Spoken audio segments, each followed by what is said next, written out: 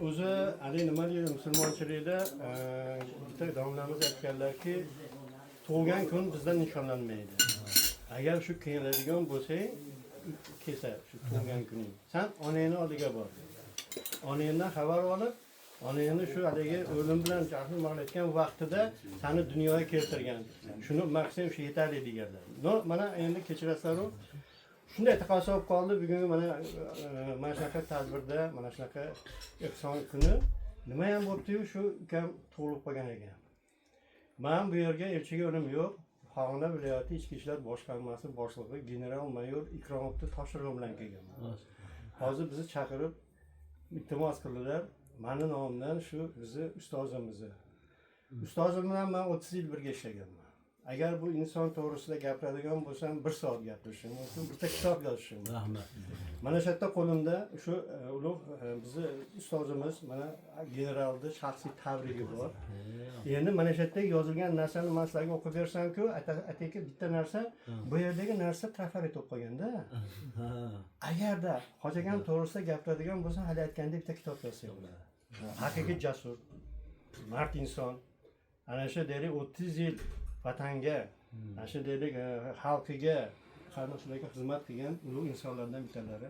Shuning uchun men juda xursand bo'lamanki, o'tgan yildan xuddi kuni bu nimada biz nariga etajga borgan edik, o'sha yerda tabriklagan edik. Qarang, vaqt tez o'tishini qaranglar. Shuning uchun ustozimni mana shu kun bilan, tug'ilgan kunlari bilan chin yurakdan tabriklaymiz. 7 mingta faxriylarimiz bor Farg'onada. Mana shu 7 mingta faxriylarimiz bugun ertalab saharda mana o'zlari ham biladilar, telefon qilib menga borsalaring albatta bizning nomimizdan ustozimizni tabriklab qo'yinglar dedi. Mehr ko'zda edi, hozir telefonda bo'lib qoldi.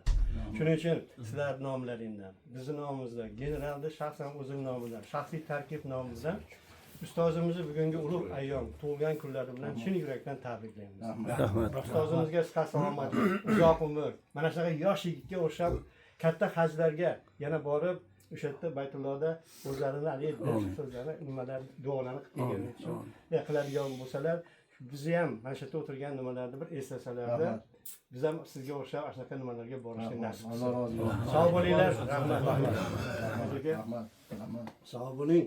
Alloh rozi bo'lsin. Bundan katta yuzga kirganingizda ham xonadonlar to'y bo'lsin, to'yda osh yegani bas, xizmat qilgani boraylik hammamiz. Sog' bo'linglar. Rahmat. Yoqimli ishlar. Burada duo qiladi. O'sha generalga hammalar bir duo qilsalar, shuncha xizmat qilib.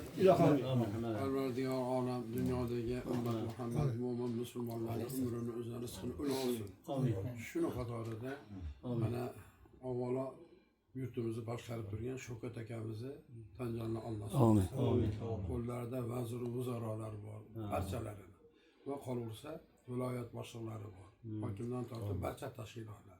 Shularning qatorida bu akamiz otlari Ikromjon aka bo'lsa, Alloh taolo umrlarini uzun qilsin, rizqlarini ulug' qilsin. Amin.